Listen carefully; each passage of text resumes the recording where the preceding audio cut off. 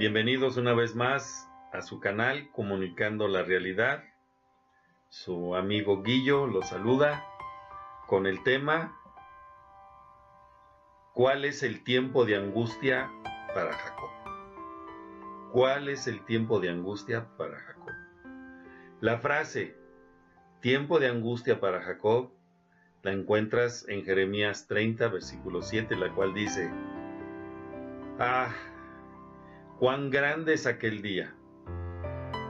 Tanto que no hay otro semejante a él.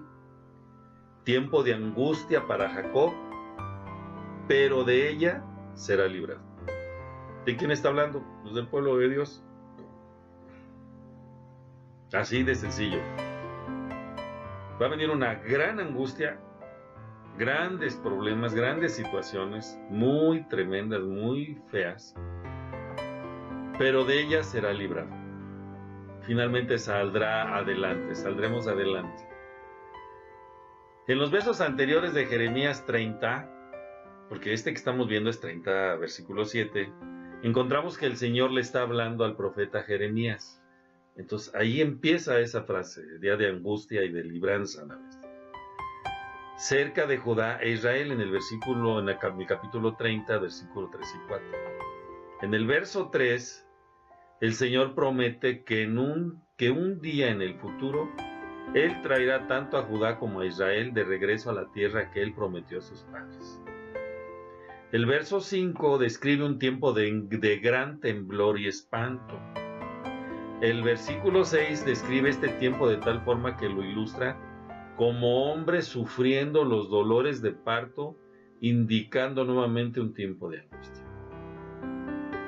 Pero hay esperanza para Judá e Israel, porque aunque este es llamado un tiempo de angustia para Jacob, el Señor promete que Él salvará a Jacob, refiriéndose a Judá e Israel de ese tiempo de gran angustia.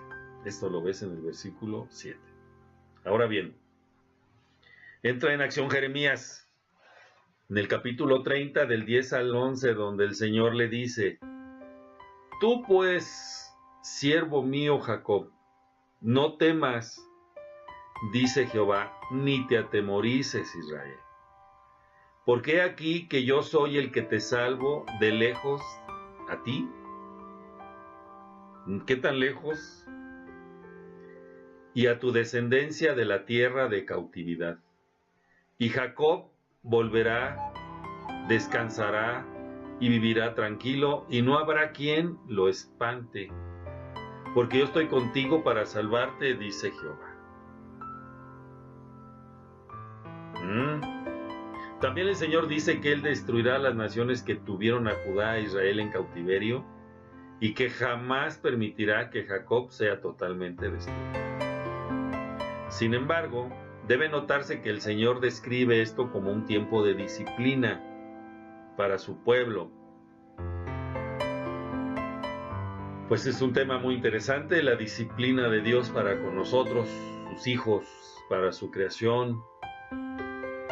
O sea que la disciplina es para corregir y para que todo vaya recto y correcto.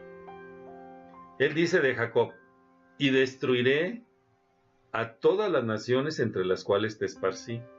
Y si ven el pueblo de Israel repartido por todos lados. Hasta hace poco que ya regresa, que están tratando de regresar a su país, a Israel, con muchos problemas, pero ahí está. Pero a ti no te destruiré, sino que te castigaré con justicia, y de ninguna manera te dejaré sin castigo.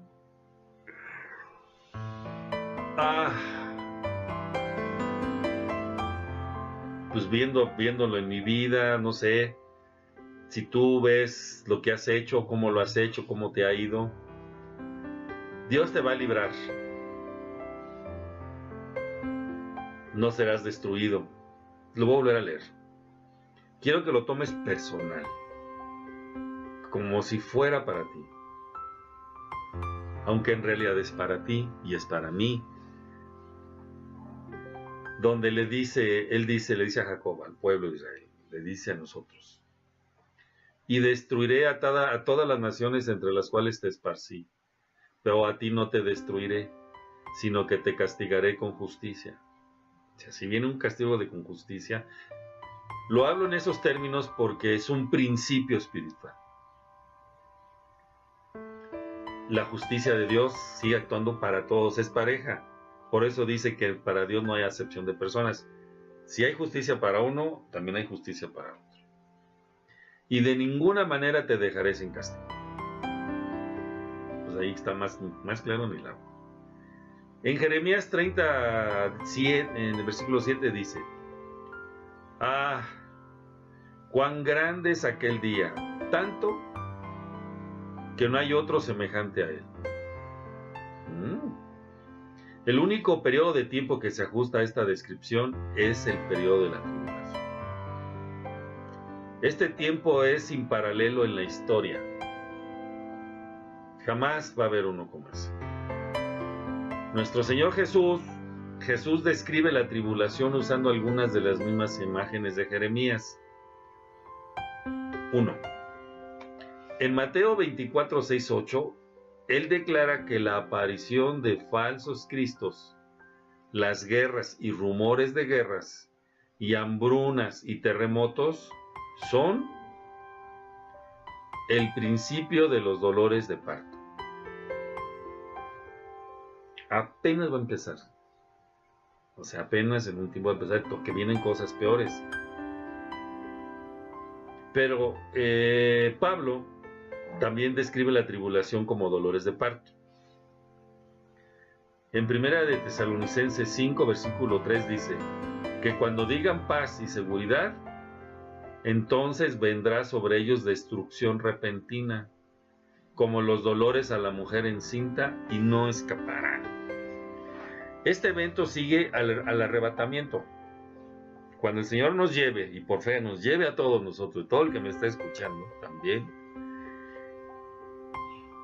se refiere al retiro de la iglesia. Va a pasar todo eso después del arrebatamiento. El arrebatamiento tiene que ser necesariamente antes para que el Señor nos arrebate y nos lleve con Él y no pasemos todo ese tipo de cosas. Esa es la bendición de Cristo. En el 5, versículo 9, Pablo reenfatiza la ausencia de la iglesia en este periodo de tiempo diciendo: porque no nos ha puesto Dios para ira, sino para alcanzar salvación por medio de nuestro Señor Jesucristo.